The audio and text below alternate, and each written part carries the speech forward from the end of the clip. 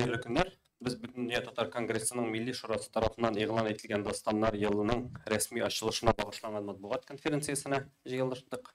Hem bizning qonaqlarimizni taqdim etem. Rakirov Danis Fanisoğlu, bütün Dünya Tatar Kongresi Boshqarma Komiteti yetakchisi, Isqaqov Damir Mavlaviyoğlu, tarix fanlari doktori, etnograf, Tuğan Jir jurnali bosh muharriri, Hisamov Olek Rishatoğlu, Tatarstan Respublikası Fenler Akademiyasının Alimcan İbrahimov ismindagi Til Edebiyat ham Sangan instituti direktori o'rinbosari, filologiya fanlari kandidati, ham bizning tag'in bir qonog'imiz kelib yetashak, Javharova Fanzila Hakimqizi, folklorchi, filologiya fanlari kandidati.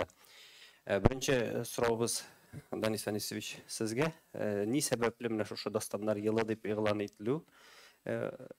etildi, ham bu kimning ideyasi edi, ham ne darajada bu bizning uchun ahamiyatli Tatar xalqi uchun? Hayırlı günler. Barızga da en birinci şirata barızında yana yıllar bilen, şun köngülden, ihlastan, mine indi bizning remis eytibizdi, bütün Dünya Tatar Kongresi'nin Milli Şura tarafından biz 2023 yılını milli, mine şol sözünde ister edim, milli dastanlarımız yılı dip ilan ettik. Barızga da mine mağlum bulgança, Oktyabr ayındağı Tatarstan Respublikası Prezidenti Rüstem Nurgalievich Minnihanov Devlet Sovetı yollamasında Tatarstanda 2023 yılda milli tradisiyalar, milli medeniyetler hem tradisiyalar yılı dip ilan etti. Şunun kısalarında da biz eligimne temanın devamı olarak da bütün Dünya Tatar Kongresi uzgan yılda noyabr ayında uzdırılgan bütün Dünya Tatar Kongresi Milli Şurasının kengeytilgen oturuşunda 2023 yılını milli dastanlarımız yılı dip ilan etti. Anın negizi var, çünkü dastanlarını epik eser türü bularak gına tügel, filologi küzlegenen gına tügel, tarihi an, milli anını şağıldırışı epik eserler bularak. Hem gümmen milli gururluk, hem tarihimizini şağıldırılgan şıganak bularak kabul etirge. Gerek hem bugünkü günde de bizim Milli Şura tarafından ellege milli dastanlarımız yılın ilan etti, ol Tatarstan'ın şıngına tügel, gümmen bizning Tatarstandan çitte yaşayışı hem en birinci şaratta bütün Tatar Kongresi kanatı aslında şep gülüşü Tatar işmaları tarafından da yıl davamında uzduruluşu şaralarını şu milli dastanlarımız yılına beylep şaralarını uyuşturu planlaştırıla. O bizning fani ameli konferensiyalarda, tügarek üstellerde, jiyinlarımızda, sosyal şilterlerdeki hem internet şilterindeki bulgan şenliklerde hem gümmen soru birip karasağız bizden kin katlam cemaatçilik hem okuşular gümmen dastanlarını bugünkü günde ol barmak bilen sanarlılık öz isimleri bilen ayta ala. Mesela şuluk meselen Türk bilen Tülek bilen Susulu, İdigey, Kisekbaş, Alpamış, Kısay Yusuf'un Kılgali'nin Kısay hem Yusuf, Kısay Yusuf hem barlık mene bu dastanlarını ana fenni, popüler stilde kin cemaatçilikke jitkirүү üçün tüp meselesi mene şu tarihi an, milli an, hem milli gururluk şıganağı bularak. Bizning mene biri de şu an göre biz eligi temini kingrek yoqtırtуу üçün hem jitkirүү üçün sizge de mas'ul maglumat şaralarına da özü bizning Tatar cemaatçiliğine de biri demne de memurveliş bizning tarih fanları doktoraları bularak ulana tarihi anyaşsızlığında kürsətler. Çünkü anda bizning gün kuruşubuzda, anda bizning til boylığımızda, anda bizning tariximizda anın eligi epik eser bularak halk ağız icatın şağıldırışı dastanlar bularak Ali Fenzil Hakim'in ayrım uzar hem anın fenni negizi de var. Biz bugünkü günde Tatarstan Respublikası Fenler Akademiyası karşında şep gülüşü, Til Edebiyat hem Sanat İstimine bilen birlikte bu proyektini işleybiz. Hem fenni yasılığı var ikenligin onlar tarafından hele siz işitirsiz. Rahmet. Damir Efendi aytib ketseniz idi, mana tarixni öğrengende bu bizning dastanlarımız ne derecede ahamiyatli, ne için bizge bunu bilirge gerek? Hem biz bilebizmi? Muhterem cemaat, dastan bilen tarih arasında bir zor beyirlik var. Hemen de bana eğitile başladı ol söz. Dastanlarda bizning bir nindi yığıntığa da verilmegen milli an saklangan. Yani Türk alimi Hasan Paksoy, o Amerika'da işledi, Şura Batır dastan öğrengen şunday sözlerini yazgan idi. Anda 5 milli anı şundan tabi buladı.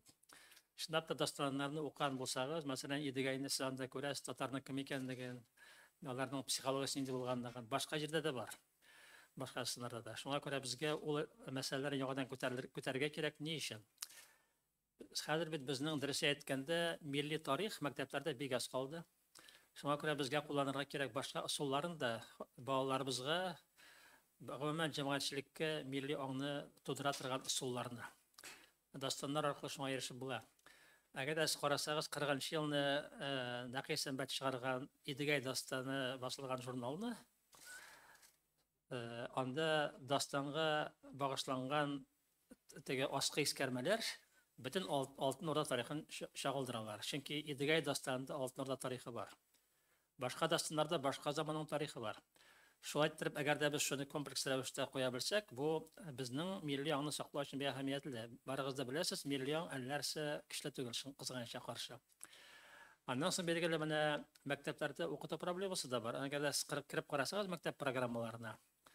Мин утырда язга идем Мәдәни җомга газетында, мине тәнкыйть иттеләр. Фәкать 8нче класста әзрәк кенә Идегәй дастаны турында сүз бар. Башка дастаннар гомумән каралмыйлар. Һәм безнең балалар ул дастаннарны белмиләр. Менә җәй көне булды монда конференция Казанда, халыкара конференция. Казаклар, кыргызлар, азәрбайҗаннар, барысы да башкортларны кертеп, барысы да үз дастаннарын мәктәпләрдә кулланалар. Анда балалар яттан сөйли белә дастаннарны. Бездә гомумән анда нәрсә юк бит инде. Шуңа күрә без ул яктан артта калган халык булып чыгабыз. Бу бер дә дөрес әйбер түгел дип саныйбыз без. Шуңа күрә конгресс Болькада тәкъдимнәр ясаячак. Мин хәтта уйлыйм, мәктәпләр өчен чыгарга кирәк бер хрестоматия балалар укый алырлар. Менә Идегәй белән Түләк һәм Сол дастанын эшкәртмичә торып балаларга биреп булмый, алар катлаулы. Гадирәк вариантларны эшләргә кирәк. Билгеле башка ысулларда кулланырга, спектакльләрдә булырга тиеш. Менә Аллага шөкер, тиздән Кәрим Тәҗинов театрында булачак бер спектакль Идегәйгә багышланган. Мин анда катнашып калсырдан буларак аны карарсыз.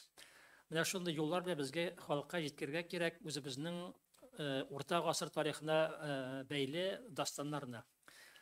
Билгеле, монда беренче чиратта мин алга күтәрәм тарихи дастаннарны.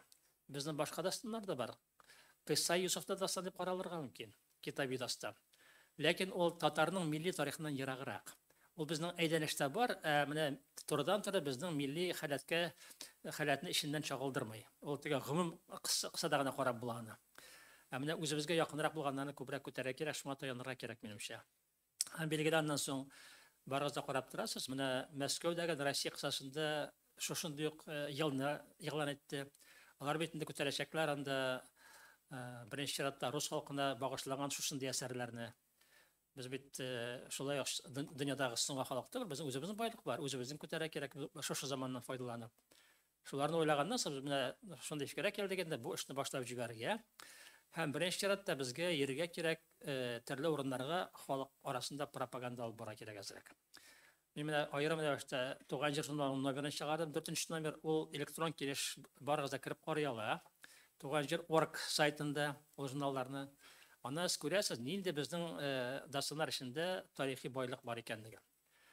Без шул уңайдан конгресс йөргән вакытта халыкка журналында таратачак, аннан соң җитәкчеләргә аңлатачак, ничек безгә бу әйберләрне халык арасында пропагандаларга кирәк. Ел ахырында күребез, нәрсәләргә без ирешә алачакбыз. Үзебездән тора.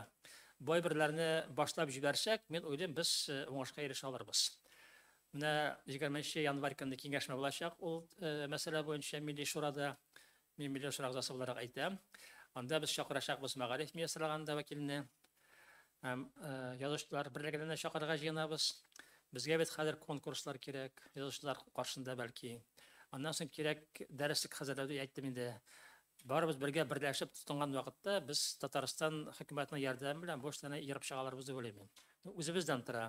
Инде билгеле журналистлардан кирәк әзрәк пропаганда алып бара белү. Аны сез әгәр дә мин әйткән журналның номерын кирип карасагыз, аңлар идегез, нәрсәләр ята, нинди байлыклар ята безнең дастаннар эчендә. Аның бәхеткә каршы безнең дастаннарыбыз исән-сау. Аларның барысы диярлек басылган. Басылмаган эшләре теге аның вариантларына басылмыйча калган. Ул яктан тел, әдәбият һәм сәнгать институты яхшы эшләде, аларның эшләгән эшләре зур, үзе әйтерле, монда Якисамов. Менә дөрес әйткәндә, безнең шушы менә алдагы бурыч, бу өлкәдә пропаганда алып бару һәм аннан соң организацион эшләрне оештырып, конкрет ясалыкка көчү. Хәтта әйтер идем, менә видеофильмнар да кирәк шул темага. Менә күптән түгел Шаян ТВ-ны караганда күрдем.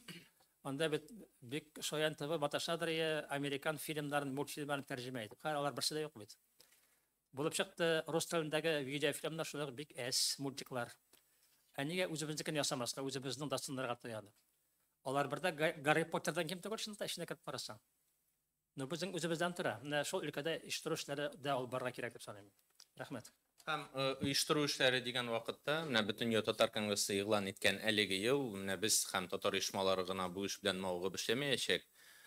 Безнең Милли шура Татарстан Республикасы премьер-министры урынбасары Татар конгрессының Милли шура рәисе Шәһрәт Васил Габдулгази улы җитәкли һәм ул да шулай йөкләмә бирәчәк. Безнең йөкләмәләр биреләчәк, күрсәтмәләр биреләчәк министрлыкларга, оешмаларга һәм Милли шура составында да аерым безнең Мәгариф һәм фән министрлыгы, Мәдәният министрлыгы, Татарстан Республикасы Язучылар берлеге, Татарстан Республикасы Фәннәр академиясе һәм Фәннәр академиясе каршында эшләүче фәнни институтлар. Ләкин бер мәсьәлә бар. Без еш кына дастаннар, милли дастаннарны дибез дә, санапаларны чыгабыз да, аларны популяр стильдә киң катлан җәмәгатьчелеккә җиткерү юлы һәм усуллары нидән гыйбарәт дигән вакытта, әлбәттә беренче чиратта без Татарстан Республикасы Язучылар берлеге белән бергә аерым дастаннар сюжетына нигезләнгән драма әсәрләрен сәхнәләштерү мәсьәләсендә куябыз. Менә январь азагында Кәрим Тинчурин исемендә Татар дәүләт драма һәм драма театрында аерым идея дастанына бәйле безнең аерым спектакль күрсәтеләчәк. Шулай мәсәлән без Язучылар берлеге музыкаль белән сөйләшкән вакытта басма китаплар турында гына түгел, аерым кыска гына фильмнарны һәм социаль челтәрләрдә дастаннарга нигезләнгән, дастаннарның сюжетларына нигезләнгән каһарманнарны күрсәтә белү, һәм аларның татар икәнлеген исбатлаучы. Чөнки төрки телле безнең төрки халыклар арасында шактый гына уртак каһарманнарыбыз бар. Ләкин алар чынлыкта татарныкы. Менә безгә аны бүгенге көндә әгәр дә без ул эшне башлап җибәрмибез икән, ул каһарманнарыбызны, образларны да героик, трагик сюжетка корылган аерым бер безнең дастаннарыбыз бар. Менә Фәйзә Хәкимне алар турында әйтер әле. Еш кына чит илләргә менә шул ук әйткән Гарри Поттерлар һәм башка безнең үзебезнең татар дастаннарына нигезләнгән менә дигән образларыбыз бар. Фәйзә Хәкимне алар турында аерым кыскача әйтерсез. Шуңа безгә комикслар мәсьәләсендә без аерым куйдык, безнең яшьләребезгә җиткергән вакытта һәм дәреслекләрдә аерым бер кулланма буларак кулланырлык менә шу дастаннарга багышланган азбакларны чыгару мәсьәләсендә һәм төп мәсьәлә әлбәттә тарихи ясыллыгын, милли аңны үстерү ниятеннән алып барылган шушы проект дәрәҗәсенә һәм барлык катламнарда аңлый алырдай дәрәҗәдә җиткерү мәсьәләсе куела. Рәхмәт. Әлеге Шатович әйтеп китсәгез иде, менә сез нинди эшләр планлаштырасыз дастаннарны популярлаштыру буенча? Нинди дастаннар чыгачак? Китап булып чыгачакмы? Әллә инде алар барысы да чыкканмы? Хәерле көн, мөхтәрәм җәмәгать. Беренчедән татар фольклористикасы тарихында дастаннарны беренче булып фәнни яктан тирән итеп өйрәнүче галим ул Фатих Ибраһим улы Урманчиев була. Аның Ак күбек, Җир төшлек, Түләк, Алпамыш, Җикмәргән һәм башка дастаннарга багышланган дистәләгән мәкаләләре ул замандагы Совет туркологиясе, Совет этнографиясе кебек журналларда басылып килә. Һәм 1984 елда аның монографиясе чыга, ул героический эпос татарского народа дип атала. Соңрак ул татар дастаннарын гына карамый, гомумән төрки халыкларда таралган дастаннарын да өйрәнә башлый һәм 2015 елда безнең институт аның Тюркский героический эпос дигән китабын бастырып чыгарды. Һәм бу әйтергә кирәк, менә бу хезмәт, шулай героический эпос татарского народа дигән хезмәттә ул татарларның гына түгел, гомумән төрки дөньядагы Азәрбайҗан, Казак, Үзбәк һәм башка халыкларның галимнәренең өстәл китабына әйләнде дип әйтергә дә була. Алар аңа таянып эшләделәр, аларның үзләренең фәнни хезмәтләрен иҗат иттеләр. Татар дастаннарны өйрәнү эшен соңыннан безнең институтта Фатих абыйның укучылары дәвам итә башлый. 2000 елда аның укучыларыннан Лилия Мөхәммәтҗанова Төрки халыклар иҗатында Шура Батыр дастаны дигән темага кандидатлык диссертациясе яклап чыга. 2015 елда ул татар китабы дастаннары жанр барлыкка килү тарихы һәм поэтикасы дигән темага докторлык диссертациясе яклый. Соңыннан 2011 елда Илсияр Закирова Алтын Урда чоры халык иҗаты, мифологик һәм тарихи нигезләре дигән темага докторлык диссертациясе яклый. Бүгенге көндә дә безнең институтыбызда дастаннарны өйрәнү эше дәвам итә. Бүген инде безнең узган елны 22 елның октябрь аенда Лилия Мөхәммәтҗанованың үз чиратында үзенең аспиранты, үзенең укучысы дип әйтгәндә Гөлнира Хөсәенова татар романик дастаннарында фольклор һәм әдәбият бәйләнешләре дигән темага кандидатлык диссертациясе яклап чыкты. Бу әле безнең теге эшләгән төп фәнни эзләнү эшләре, диссертациялар турында сүз бара, алардан тышта 10-дән артык хезмәтләр, монографиялар басылып чыкты һәм барыгыз да беләсез инде, безнең институт 15 томлык рус телендә татар халык иҗаты хезмәтен бастырабыз, эшлибез, язабыз дип әйтгәндә һәм 25 томлык аның татар телендәге варианты да эшләнә. Дөресрәге татар телендәге варианты инде төп вариант, шулай рус теленә тәрҗемә итеп кыскартылган 15 томлык вариантта эшләнеп килә. Рус теленә чыккан эшләнгән вариантта безнең дастаны дигән инде өлешебез басылып чыкты. Һәм менә бу татар 25 томлыгында 2 томга дастаннарга 2 том бирелгән. Аның берсе дастаннар һәм икенче том китабы дастаннар дип атала. Алар шулай ук безнең эшләнеп бетерелде һәм узакламыйча дөнья күрер дип ышанып калабыз. Инде безнең алдагы планнарга килгән вакытта. Шулай ук безнең менә шушы дастаннар елы дип игълан итүне без чын мәгънәсендә шатланып дип әйтик һәм күтәреп алдык. Чынлап та дастаннарны халыкка кайтару һәм ул бик кирәкле эш. Үзебез якта инде без әйткәнемчә фәнни нигездә дастаннарның нигезен эшләп бирәбез, юнәлтәбез һәм сентябрь аенда без үткәрергә планлаштырабыз семинар конференция форматында дастаннар турында сөйләшү булачак. Монда без сезне шулай ук журналистларны да әлеге чарада күребез дип ышанып калабыз.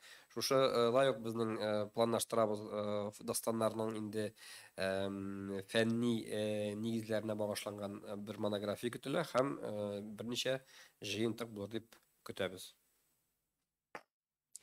Рәхмәт.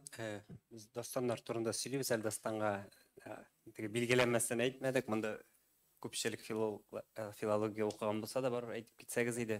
Фәнзилә Хәкимовна башта белән нәрсә ул дастан, ул аның бүтән жанрлардан аермасы нәрсәдә һәм ул халыкның менә көнкүрешен чагылдыруда ни дәрәҗәдә әһәмияткә ия?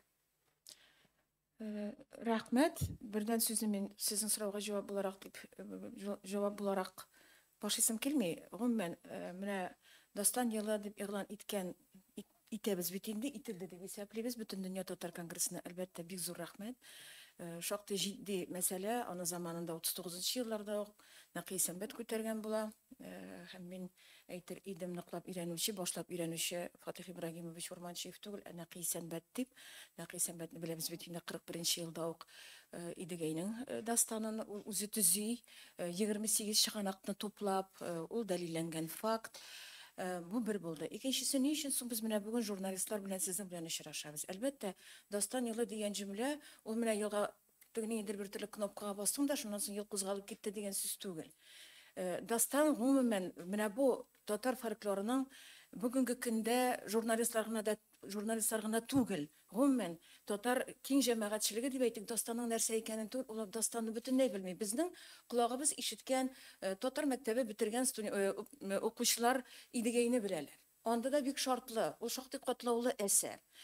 Менә дастаннарның үзләренә килсәк, ул безнең татар халык милләтенең үзенә күрә бер төрле без бик күптәннән язма мәдәниятле милләт, без бик дигән менә бер төрле үзебез канәгатьләндереп килүебез аркасында искиткеч зур байлыгыбызны, ул безнең искиткеч зур байлыгыбыз, без аны менә бер кадәр игътибарсыз, нидер бер төрле без аны белми торган, шушындый бер әсәрләр тупланмасы. Дастан дигән сүзне, менә миңа еш кына бирәдә нәрсә дигән сүз ул дип. Ул гомумән фарсы теленнән алынган сүз. Ул хикәя яисә вакыйганы, ни дә булса вакыйганы сурәтләү дигән сүз. Менә дастаннар дип әйтәбез икән, дастанны гомумән дөнья мәдәниятендә, мин төрки татар мәдәниятендә түгел, гомумән дөнья мәдәниятендә эпос дигән төшенчә бар. Аны инде ул фольклористик теориясы уйлап тапкан сүз ул, аннан соң инде ул шулай әдәбият белеменә дә кереп киткән. Бүгенге көндә бик зур теге чаралар дөнья күләм үткәрелә шушы теге исә бу халыкларның эпосына мөнәсәбәтле. Әйтик, менә әле генә Аватар 2 фильмы чыкты бит дөньяга. Аватар 1 чыккан вакытта мин хәтерлим, Якут Саха Республикасының мәдәният министры әйтик режиссерга бер кадәр шиктә белдереп, ул безнең якутлар эпосы, нигә сез аны шушылай итеп алдыгыз дигән җөмләләр белән чыгыш ясадылар, һәм ул официаль чыгыш булды. Бу нәрсә турында сөйли? Менә бу әсәрнең, әйтик, Аватарның асылына ята Ирланд эпослары, калдыклары. Һәм аның инде режиссерның сценаристның кем икәнен сез беләсез, ул ирландка. Менә әгәр дә без үзебезнең дастаннарга керсәк, без шушылай кычкыралабыз, нишләп якутныкы булсын, татар дастаны бит Аватарның нигезендә дип. Һәм инде эпосларның яисә дастаннарның асылы, әгәр дә теория белән карасак, ул әлбәттә шигъри формада, нидә булса бер геройның төп һәр дастанда бер төп герой булыр. Дастаннарның төрләре чиксез. Шушы геройның аның белән бәйле вакыйгалар тезмәсе дип әйтик. Ул традицион булган безнең борынгы төрки татар заманнарында дип әйтик. Бик борынгы заманнарда ул поэтик формада, ягъни шигырь формасында, ләкин безгә ул килеп ирешкән безнең күп кенә дастаннарыбыз поэтик текст белән шәшмә әсәрнең кушылмасы итеп килеп ирешкәннәр дип ни өчен әйтәбез? Чөнки беренче тапкыр дастаннарга игътибар бирә, татар дастаннарына. Бирәк тә Сибир җирлегендә яшәгән дастаннарга. Вильгельм Ратлов дип әйтәбез. Яны Ратловны ул 1861 елда Петербургта бастырып чыгара. Сибир җирлекләрендә гомумән ул төркиләр дип әйтә, төрки кавымнарда көнчыгыш һәм көнбатыш Сибирләрдә бер кадәр йөри. Бигрәк тә көнчыгыш Сибирдә аның 4нче томында ул безнең Сибир татарларында язып алынган дастаннар. Беренче тапкыр дастаннарны төрки башлыйбыз, күрәсезме? Бары тик 18-нче гасырның 19-нчы гасырның 2нче яртысында. Аннан соң бер кадәр әлбәттә туплау процесслары дәвам итә. Ул инде 20-нче гасырның 30-нчы елларына бәйле. Шуңа күрә безнең бүгенге көндә татарның дастаны искиткеч гүзәл, поэтик әсәрләр дигән шундый зур бер туплама итеп күз алдына китергә кирәкми. Ләкин алар арасында бар искиткеч китабы дип әйтик инде. Теге дәфтәргә язылып, күчерелеп бер кадәр канунлашкан дастаннар бар. Шул дастаннар арасында без карыйбыз Кыйса Йосыфның Кылгали әсәрендә Сейфул Мөлекне дә, Тахир Зөһрәне дә, алар бик күп, Ләйлә Мәҗнүнне дә, алар китаби дастаннар, ягъни алар китап буларак, әсәр буларак иҗат ителгәннәр. Ләкин аларның әсәр буларак иҗат ителү тарихлары да шактый үзенчәлекле. Алар 16-нчы гасырга барып тоташканнары бар. Аннан да иртәрәк барып тоташканнар бар. Гарәп графикасында булганнары дип әйтик инде. Шулай күчерелеп, ул безнең менә аңлавымча Данис Фанисович әйтеп киткән. Булырга тиеш менә гомумән дастаннар дигән вакытта берничәсенә мисал китереп китим. Дастаннар әлбәттә бар әкияти мифик дастаннар. Ягъни анда герой ул табигать көчләре белән мәш килә. Ләкин үзенең гаиләсе өчен, үзенең яшәеше өчен. Шулар арасында бар, мәсәлән, Йөртөшлек дигән. Ул безнең инде менә шушындый Йөртөшлек, ул егет исеме. Һәм менә шушы Йөртөшлекнең Җиртөшлек дип әйтә алабыз. Аның теге дөнья, ягъни анда теге дөнья дип әйтәбез инде. Ул патшалыкка керүләре, аларның гаҗәп кызыклы, менә мин тагын бер кат бәлки Данис Фанисович әйтеп киткәндер. Безнең бит инде бөтен дөнья белә король Артурның кылычын. Һәм ул тулы бер индустриягә әверелгән мотив Европа мәдәниятендә. Ул аның инде асылы аны ирландлар безнекеләр ди, англичаннар безнекеләр ди. Менә бу һәм соңыннан безнең шушындый ук функциональ кыры булган, функциональ мөмкинлеге булган кылычны без Гали Мөхәммәд пәйгамбәрнең полководецларның берсе дип әйтик инде татарча яңгырасын өчен. Галинең Зөлфәкарын без беләбез. Менә карыйбыз, Йөртөшлекне укыйбыз. Моннан ничә йөзәр елларлык, 1000 ел элек язылган, иҗат ителгән әсәр. Түләк Сусылуда да шушылай ук. Түләк һәм Сусылу дигән шулай ук бер дастаныбыз бар безнең. Аны заманында теге татар мәдәнияте декадасы сугыш алдыннан була бит инде. Муса Җәлилләр әзерләнәләр, опера беркадәр операга йөз тотыла. Һәм инде менә шушыңа бәйле Муса Җәлил Нәкый Сәмбәткә мөрәҗәгать итеп, Түләк һәм Сусылу дигән опера иҗат итә. Аның инде бер өлешен менә шушы соңгы елларда консерватория эшләде. Миңа калса аны тиражировать итәргә кирәк, ягъни күрсәтергә, әйтергә кирәк. Аның буенча Нәкый Сәмбәтнең пьесасы да бар, спектакльдә куеп була. Түләк Сусылуда да шушындый ук кылыч бар. Һәм аның гаҗәп кызыклы Зөлфәкар озыная. Йөртешек белән Түләк Сусылудагы кылыч ул бары тик үзенең хуҗасының кулында гына магик көчкә ия була. Һәм ул искиткеч көчкә ия бары тик хуҗасы тоткан кулына эләксә генә. Теләсә кемнең кулында андый кылыч була алмый. Менә шушы монда без әгәр дә үзебезнең дастаннарыбызны без менә бер кадәр мин инде тәкъдим итәр идем вакытлы матбугат битләрендә ниндидер өлешләрен, кыскача гына сюжетын булса да биреп барып, андагы гыйбарәләрне сез күрсәгез, шаккатасың. Ул Акбузатны бит инде башкортлар безнеке дип алып бетерделәр. Ал безнеке генә, ул башкортлык гына дип. Ул гына да түгел. Фатих Абый Урманчиев татар мифологиясе дигән 3 томлык китапта Акбузатны ул күбрәк башкортларда дип бирә. Керәбез дастаннарга. Шул ук йөртешлекнең, шул ук Түләк Сусылуның Акбузатлары бит. Һәм ул Акбузат алар мифик көчкә ия. Соңынтын без карарбыз аны шушы образны без күрәбез Себер татарларының 1861 елда Ратлов иҗат иткән, Ратлов җыеп алган канатлы ат әкиятендә. Аннан соң аны Ершов конек-горбунокка әйләндерә. Һәм ул аны менә без күбебез белмибез, Ершов үзе үк яза. Мин бу әкиятнең, мин менә бу поэмамның сюжетын Себер татарларының шушындый әкиятеннән алдым ди. Ләкин без инде җыгылып укыган, хәзерге бала чаганы укымыйдыр дип исәплим инде, ләкин безнең бу җыгылып укыган әсәрләребезнең берсе ул конек-горбунок яратып укылган, ләкин аларның башлангычы безнең менә шушы дастаннарыбызда. Шуңа күрә Ходай насыйп итеп дип әйтим инде мин, чөнки дөньяларның имин булуы, үзебезнең күңелебезне бер төрле дәрте булуы шулай ук зарури. Бәлки без менә бу ел вакытлы матбугат белән берлектә журналистларсыз журналистлар алар менә җәмгыятьнең фикерен куәтлиләр. Менә шушы куәтләп ниндидер бер төрле кызыксынуыбызны арттырсак, дастаннарыбыз арасында безнең бар әлбәттә искиткеч тарихи дастаннар. Алар чыннан да безнең менә тарихи картабызны бер кадәр үзенең топонимикасы белән һәм инде үзебезнең төрки исемнәребез белән гаҗәп кызыклы утыртып була. Ул гына да түгел. Мәсәлән, дастаннар гомумән бөтен фольклор әсәрләре алар бит вариациялеләр. Анда гел вариантлар, вариативлык аңа төп хасиятләрнең берсе. Һәм билгеле бер дастаннарыбызның безнең шаклар катасын, алар каядыр ислам дине кабул иткәннән соң, алар суфи әдәбиятның менә дигән инструментына әйләнгәннәр.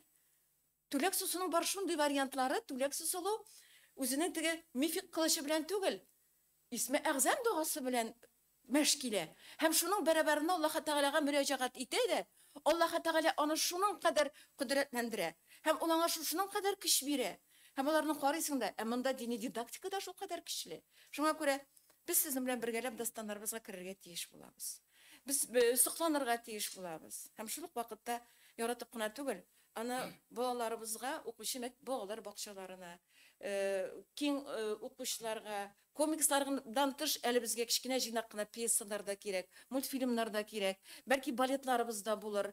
Без һаман теге Жизель Корсарны ах итеп карыйбыз.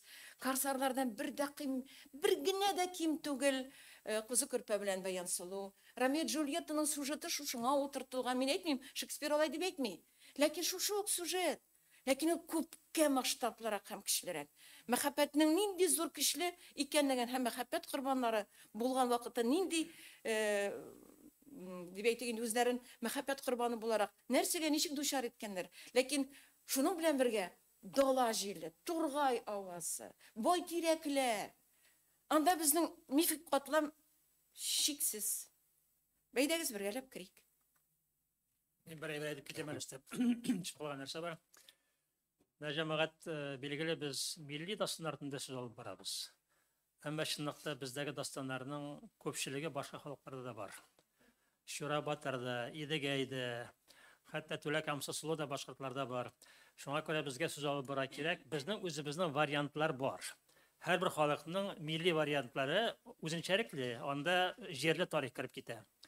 Булай гомумән караган вакытта безгә киңрәк кысаларда хәрәкәт итәргә кирәк. Һәм анда без бөтенләй көтмәгән нәрсә килеп чыга. Менә бер мисал китерәм. Барыгыз да беләсез, кыргызларда бар гигант дастан Манас. Әллә 70, әллә 80 мең теге строкадан тора торган. Менә күптән түгел чыкты бер тарихи әсәр, 16-нчы гасырга Аксикенди исемле галим әсәре. Улар да әйтә, Манас булган Кыпчак кабиләсенең юлбашчысы һәм Туктамыш чагында сугышып йөргән, яши торган урыннары Төньяк Казакстанда Семипалатск янында булган. Димәк, бу бит Алтын Ордада Кыпчак булгач кем булып чыга бу? Шуңа күрә менә ул ягында карый белергә кирәк. Безнең башка халыклар арасында булган әсәрләр дә алар урта татар дөньясында, теге киң татар дөньясында, бүгенгесендә түгел, Алтайда Дунайга кадәр булган дөньяда туган әсәрләр. Без менә шулай дип караган вакытта үзебезнең тирән тарихны шуннан да күрә алабыз. Мен шуңа күрә бер яктан безгә тасвирларга кирәк үзебезнең милли кысаны, һичшиксез бу кирәк. Икенче яктан безгә күршеләрне һәм киңлекне онытырга ярамый. Рәхмәт. Демәк, минемчә, менә монда барлык катнашучылар дастаннарның татар халык авызычтанның бер төре юнәлеше буларак һәм эпик әсәр буларак кына түгел, дастан ул тарихыбызны чагылдырган милли горурлык чыганагы дигән төшенчә белән бәйле икәнлеген язырсыз дигән өметтә калабыз. Рәхмәт. Сорауларга күчәбез. Рифат, әйдә. Исәмсез Рифат Каюмов, Татар-Информ. Мен Данис Фәнизовичка екі сұрағым бар. Бірсі бұл темаға қағыл, екіншісі темаға қағылмай, соңыра бір сәгізді бұл жауапны. Мына бұл дастандар бойынша бурычларны айттыңыз, тілектерін айттыңыз, драматургия бойынша да фильмдар керек, мультфильмдар керек деп. Аларға ақша қаралғанмы соң? Или ол біздің тілек кінә болып қаламы? Бірінші сұрау шул, бюджеті бар ма? Екінші сұрау, мына 31 декабрда яңа алдынан Жанисап не қыландылар бит, шуның бойынша фикірлеріңізді айтсаңыз еді. Рахмет. Беренче сорауыгызга җавап шул. Әлбәттә, бүгенге көндә һәрбер эшнең идеясы бар, идеологиясы бар, оештыруы бар.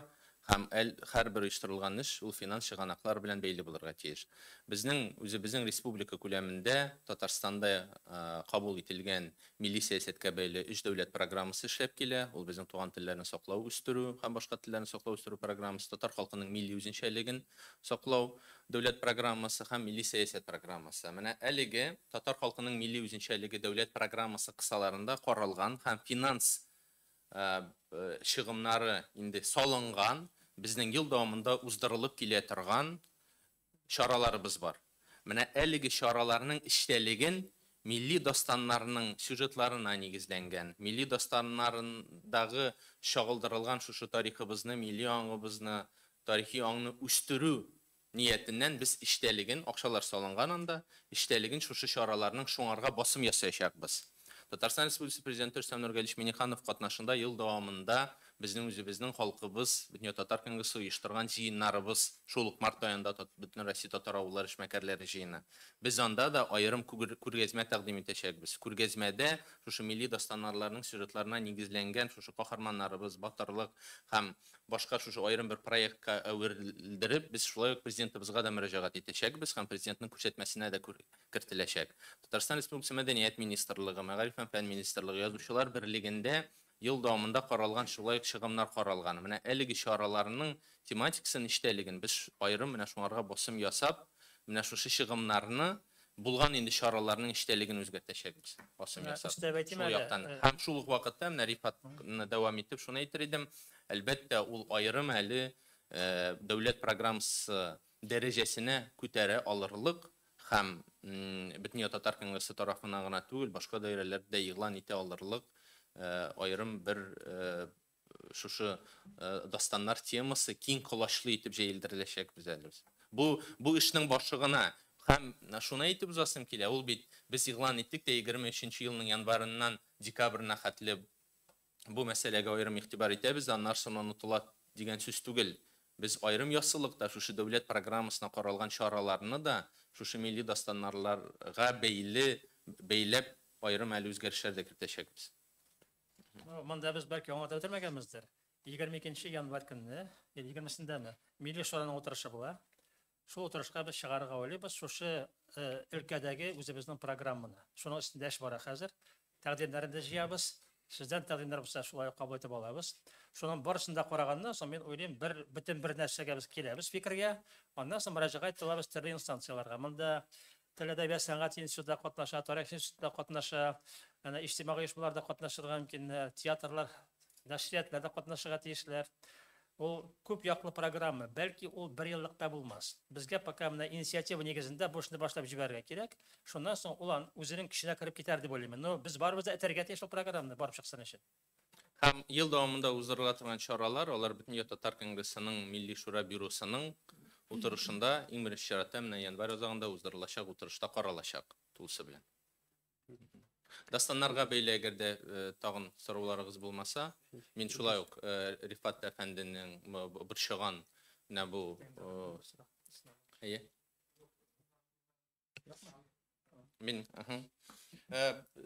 халык санын алу нәтиҗәләре буенча барыбызга да мәгълүм булганча Росстат 2022 елның декабрьнең 31 көнне шулай ук мәгълүматларны безгә барыбызга да җиткерде. Иң беренче чиратта мин барыгызга да җиткерәсем килә. Без Россия халыклары арасында үзебезнең икенче урынны саклап калдык. Икенчедән, Бөтен дөнья татар конгрессының экспертлар бәяләмәсе нигезендә һәм шушы 10 ел эчендә алып барылган эшчәнлеккә дә таянып әйтә алам мин. Һәм biz күреп торабыз, күзәтеп торабыз, үзебезнең дә сораштыруларыбыз бар. Бөтен татар конгрессының экспертлар бәяләмәсе дә бар. Илебездә, Россиядә халкыбызның, татарларның саны 5 миллион ярым. 5 миллион 500 меңнән дә ким түгел.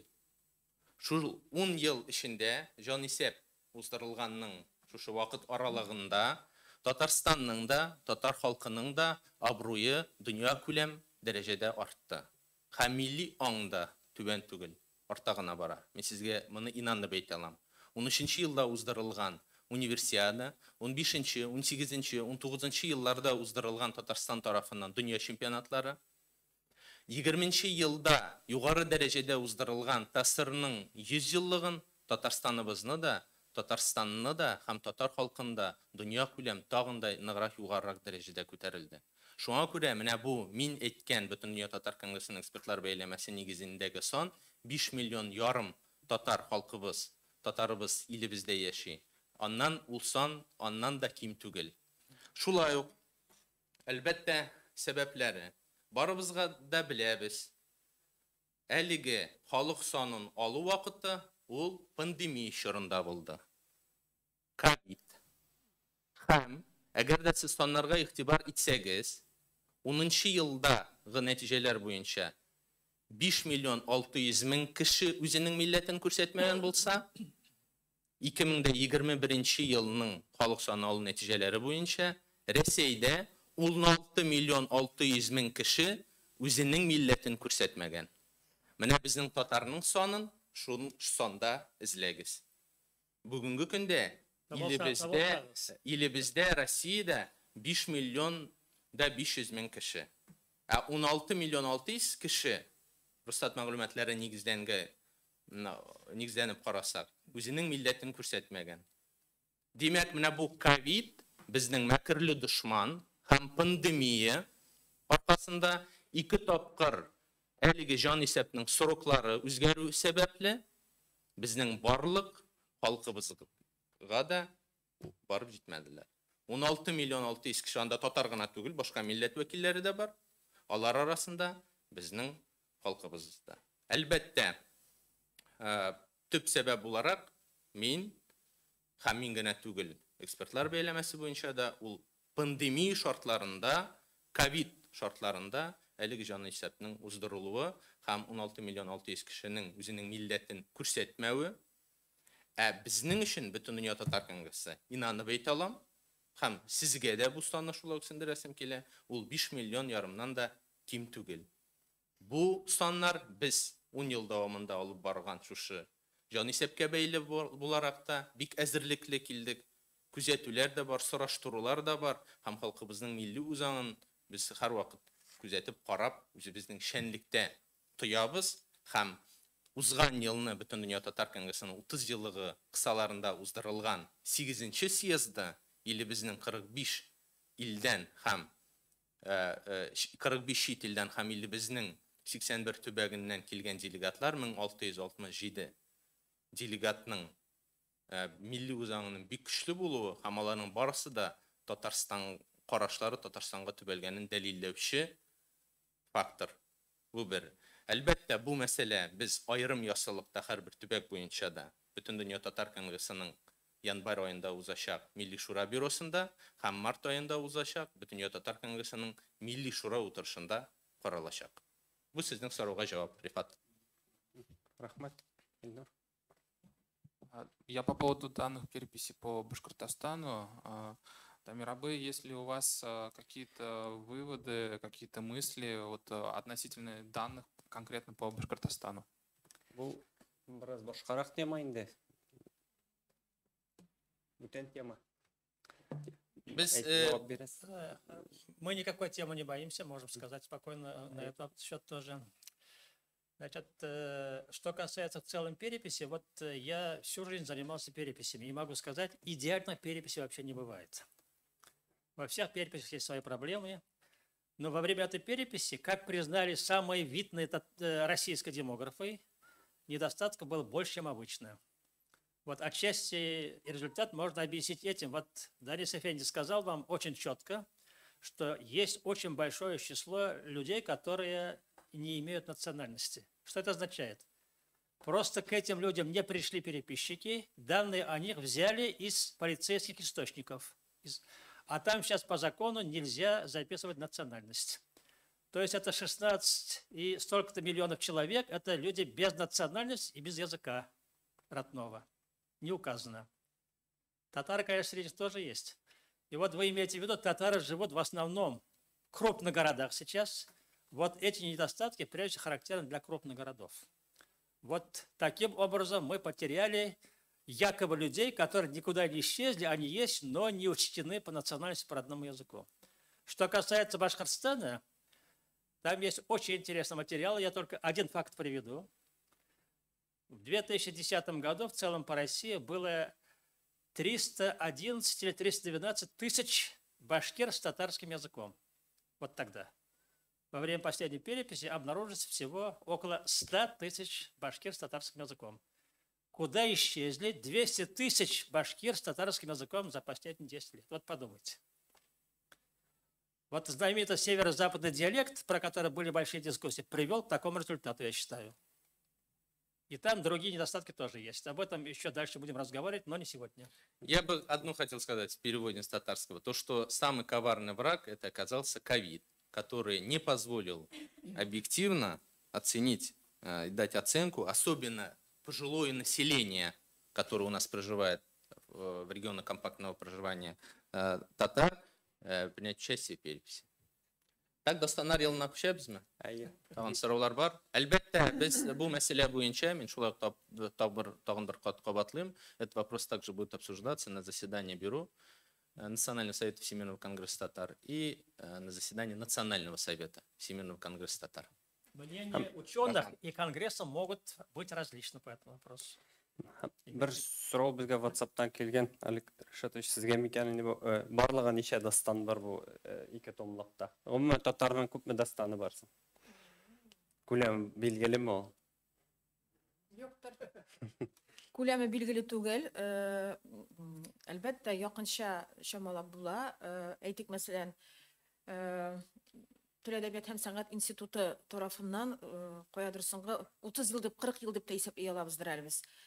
Бастырылган дастаннар арасында анда кирелмәгәннәре дә бар. Мәсәлән, әйтик, Фәрид Юсупов эшләде Себер татарлары фольклорына бәйле җыентыклар, һәм аның икенче җыентык ул дастаннар. Анда әлеге җыентыкларга академик басмага кирмәгән дастаннар бар. Ул гына да түгел, Флора Ахметова урманчы Флора Багаповна ул тел әдәбият һәм сәнгать институтының фәнни хезмәткәре иде. Аның ул әзерләп чыгарган, ноталар белән әзерләп чыгарган татар дастаннары дигән китабы бар. Он менә тулып ниндидер бер төрле зур нинди дастаннар бар, кыйпылчыклары белән әле безнең әкиятләр җыентыгына кереп, әкият исәпләнеп йөри торган дастаннарыбыз бар. Менә ул эш эшләнелмәгән. Һәм инде ниндидер кыйпылчыклары без әле тагын табып бетердек дигән җөмләне әйтәсем килми. Ләкин алар инде теге шома белән генә әйткән вакытта да алар 100дән артык. Шома белән әйткән вакытта алар әлбәттә, мин тулысынча килешәм Дамир Мәүләвиевич белән, ул теге чиста татар милләтенең дастаннары дип әйтергә аларны ярамый, әйтергә хокукыбыз да юк, ләкин ул безнең төрки татар, шушы татар җирләре булып исәпләнгән территорияләрдә барлыкка килеп, шуларда иҗат ителеп, вакыйгалары шул территорияларның аномастикасын карасагыз да, гаҗәп кызыклы шаклар катасың. Үзеңә сораулар биреп куясың. Кана бу җир шушы җир түгел микән дип. Кызыксынсагыз, кызыклы гына, гаҗәп кызыклы эзләнү менә бер төрле бар. Касым абыйның Кагырый каләм изенә дигән китабы бар бит инде, билгеле. Ул анда Түләк Сусылуның язып ала, ул үзе язган өлешенә бәйле кызыксынып китеп, гаҗәп кызыклы ачышлар ясый бер дастан белән. Адан башка яклар да бар. Менә татарның бар Сибир таралына язган Ак күбәк дигән дастаны. Алтайларда шулай ук бар. Мин Алтай галимнәр белән сөйләштем, алар үзләрендәгесен дастан дип санамыйлар.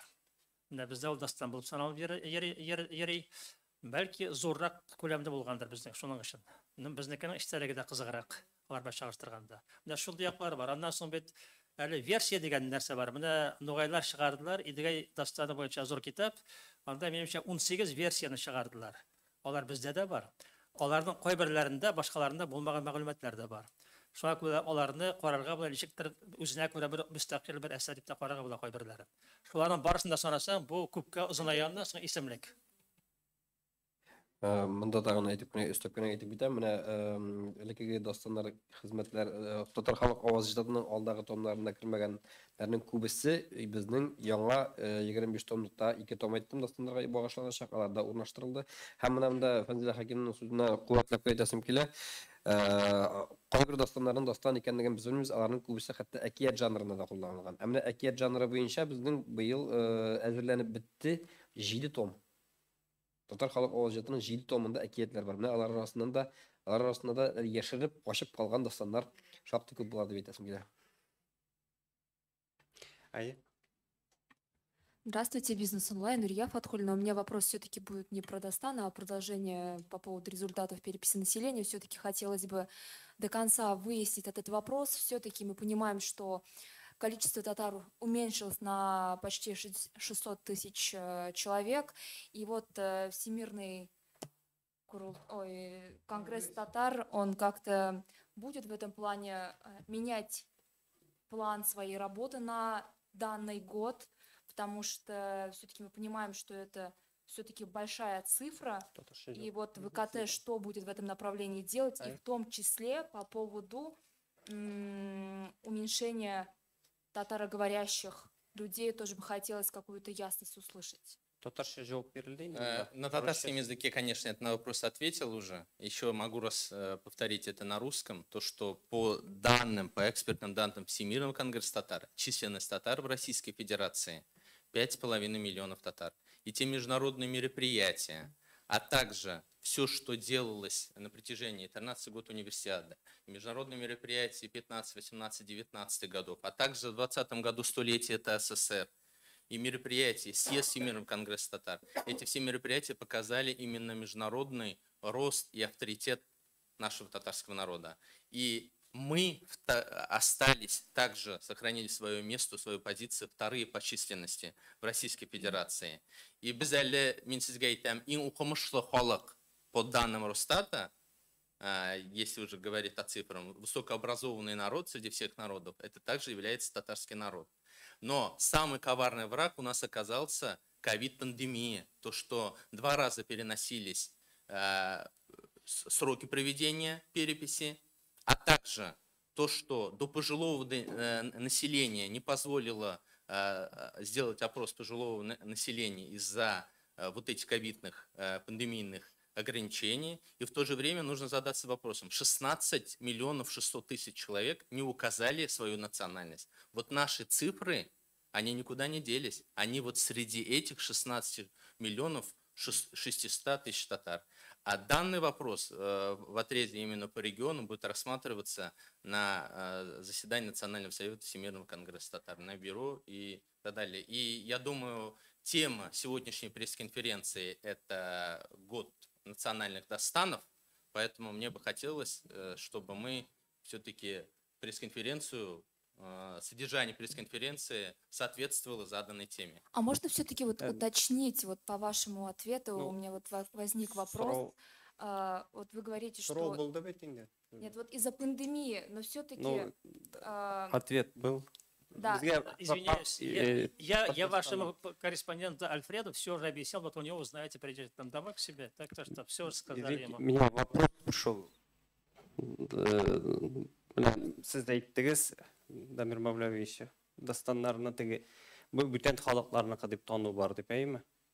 Нинди шундый теге бүтән халыкларда үзләренеке дип таныйлар. Уртак байлык. Уртак байлык. Менә шул бинне югалту. Уртак байлыклар каһарманнар уртак.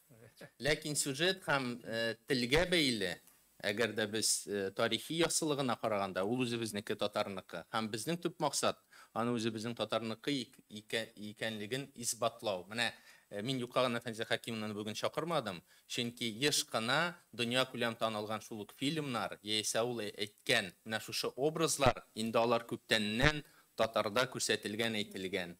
Ул шуның белән кызыклы. Һәм эпик әсәр буларак кына түгел, сораучылар бар, дастан, ну нәрсә ул фольклор ның халык авыз иҗатының бер эпик әсәр түре буларак кына күрсәтергә. Ә безгә, сезгә башка мәсьәләне җиткерәсе килгән иде һәм сораучыларга. Тагын бер кабатлыйм. Тарихны чагылдырган милли горурлык чыганагы. Менә шул ясылыкта карар кирәк дастанны.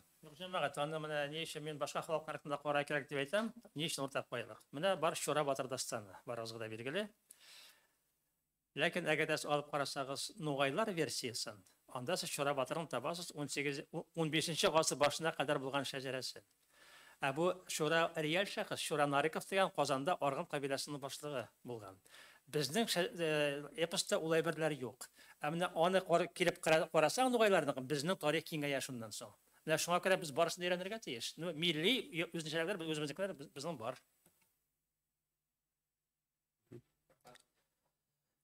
Яхшы. Сорауларымыз тәмамлыйбыз матбугат конференциясы, кунакларыбызга рәхмәт. Рәхмәт барыгызга да.